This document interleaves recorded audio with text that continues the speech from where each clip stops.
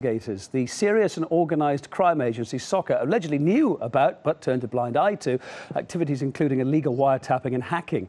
Well, now the agency is refusing to name which people or firms ordered the bugging for fear of damaging their reputation. Let's talk about this with investigative journalist Tony Gosling. He's in London. What possible reason could SOCA have turned, as I said, a blind eye to this for what appears to be 6 years?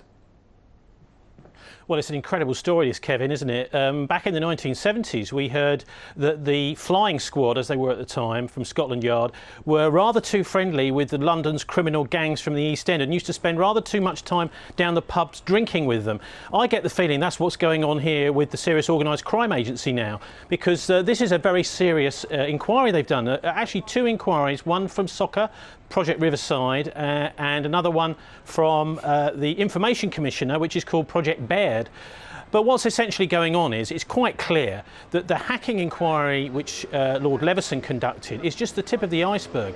There's a massive industry out there of criminals, actually what they're doing is posing as private investigators, hacking into lots of databases, mostly government databases where people have given information to government agencies, obviously in confidence, and this information is now coming out. I'm talking about the National Health Service, the police, tax authorities, banks, councils and utility companies. So some of these have been privatised, but most of them are still within the government. Now, when we give, as citizens, these agencies our private details, we expect them to stay private. It's quite clear now that's not been happening. Both hacking and what's called blagging, which is where these private investigators will phone up or phone you as an individual pretending to be one of these big agencies and try and get that information. And if they do get it, then they get a financial reward. Now, quite clearly, this is criminal. But going back just about a year and a half, there was a bit of a revelation about the Project Riverside, just to give you an idea of just how serious this is.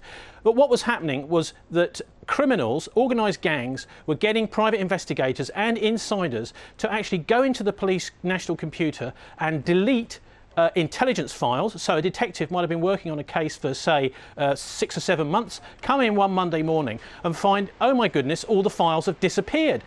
This kind of thing, as well as getting information, private information about specific addresses, phone numbers and private details of individual detectives and police. That's how serious this is. And so I wonder whether this Serious Organised Crime Agency isn't actually somehow part of organised crime itself. If it's not doing anything about this, Keith Vaz at the Home Affairs Select Committee is trying to get something moving. Yeah. But if it's not doing anything about it, why are they being paid public money? Tony, another element to this as well, it's emerged that one of the people bugged was a former British Army intelligence officer. Surely that constitutes a direct threat to national security. When you hear all the fuss that's going on about Bradley Manning and Snowden, potentially something's gone on here. Yeah, it's extremely worrying, and I think this is actually something that it really is about the rule of law, and it indicates the fact that the Serious Organised Crime Agency have done nothing about this. Actually, it looks like all they've been doing is bean counting and collecting this information, but they're not actually prosecuting. Why is this? I mean, the previous boss of Serious Organised Crime Agency, Sir Ian Andrews, has said the reason that they don't want to do this is that it could taint big companies' names and the names of powerful people. Well, it didn't seem to surely worry that means that these people are above the law. Didn't seem to worry them so much when it came to that.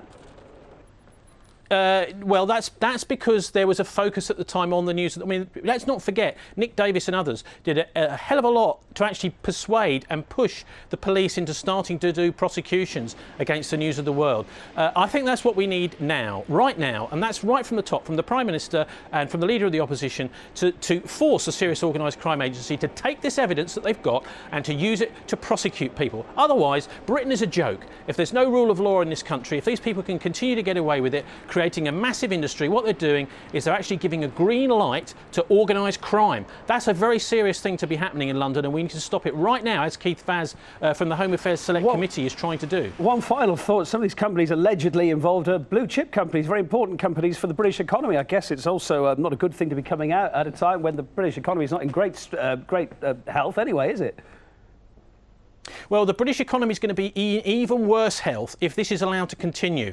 If criminal companies are allowed to get away with it, that means that legitimate companies, honest firms, are actually being overtaken by those companies. If they're able to make profits and get an advantage over honest, law-abiding companies, that's why this is so important, Kevin, is because it effectively means that we start to go down the road of a criminal state. That is to say, the criminals win out while the honest people go down, and we seriously do not want that to go any further here in Britain, which is why it must go to the top level now. The top people, that is to say Prime Minister and Leader of Opposition, have got to act on this subject right now. We cannot have police doing investigations and then coming back and finding their files deleted. That means there's no rule of law. We can't have that here in Britain, Kevin. Tony Gosling in Bristol tonight, investigative journalist as you are, thank you for your thoughts.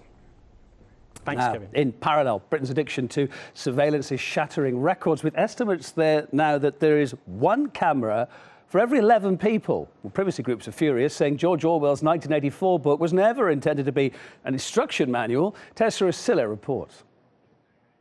If you ever feel like you're being watched, perhaps even feel singled out, no matter how huge the crowd, chances are it may not just be paranoia.